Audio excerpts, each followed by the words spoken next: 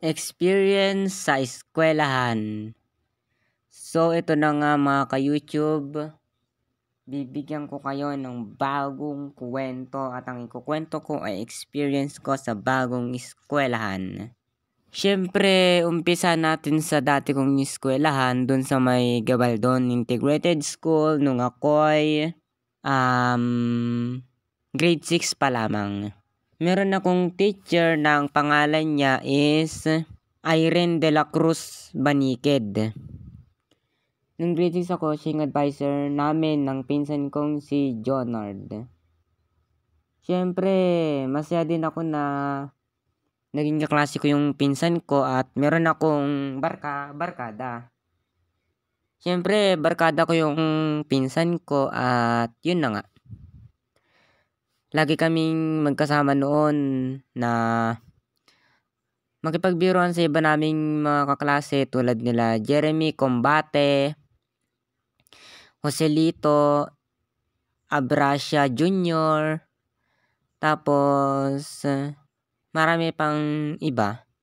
At nung naman ako, grade 7, grade 8, pandemic na noon kaya wala na akong experience sa eskwelahan ko sa Megabaldon. Siyempre, lumipat na kami ng bayan. Tapos, dito naman sa eskwelahan ko naman sa Gabaldon nung na ako, grade 9 at grade 10. Siyempre, masaya. Mayroong naging crush, na busted, ayun. Ang nang busted pala sa akin is si Ashley De La Cruz at saka si Angeline Morales Bautista. Mahilig kaya manligaw nun di ba? Boom! Saklap. Oh!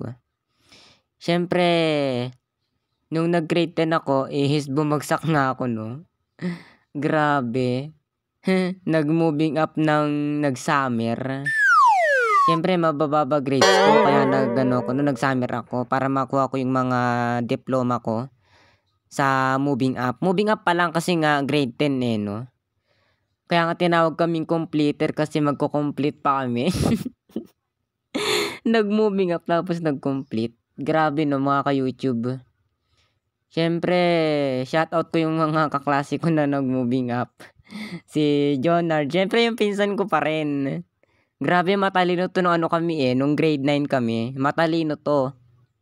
Commendable nga ito grabe. Tapos nag-moving up nung grade 10 saka summer. Grabe ba? Commendable, tapos nag-summer. Siyempre, nung grade 10 kami, hindi na siya ganun, pala-absent na siya yung pinsan ko.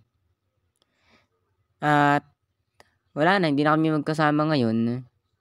Tapos, meron pa si, Cristel. Sa kabilang section naman to, hindi ko kaklase. Tapos, siyempre, sino pa bang mga kaklase ko na nag-moving up? Si, Jared Salamero. Tapos, itong si Wilmar, kaklase ko yun Tapos, meron pa Alvin Indab, saka si Darwin Santiago, yung mga nag-moving up na kaklase ko. Tapos, napunta pala sa kabilang section, yung iba ko pang kaklase.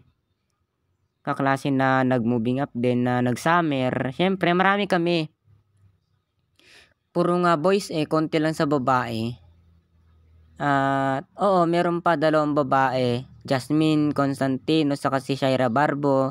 Marami pa na nag-summer kami na magkakaklase. Tapos itong si Sam Gabudaw. Tapos si Jeffrey Mabia. Tapos si marami pa na nag-summer kami.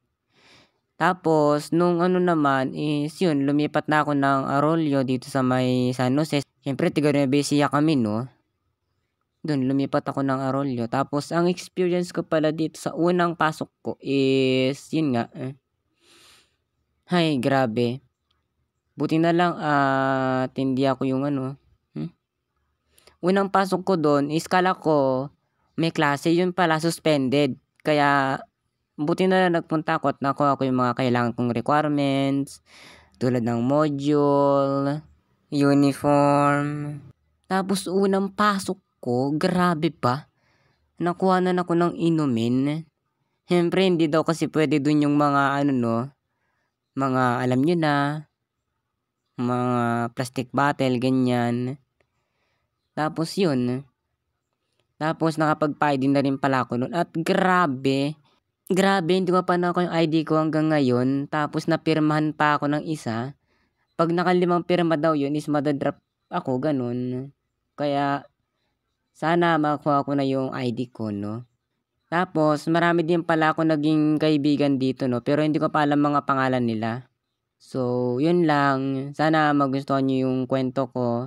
Dagdagan ko pa ito ng ano, part 2 kung gusto niyo, yun lang. At magshi-shoutout na rin pala ako kapag maraming nanood at sana makapag-comment kayo para ma-shoutout ko kayo.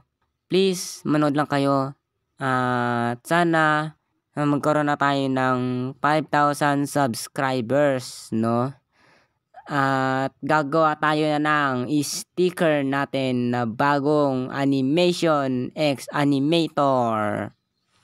At sana ma-shoutout ko yung mga magko-comment. Comment lang, comment lang, comment lang.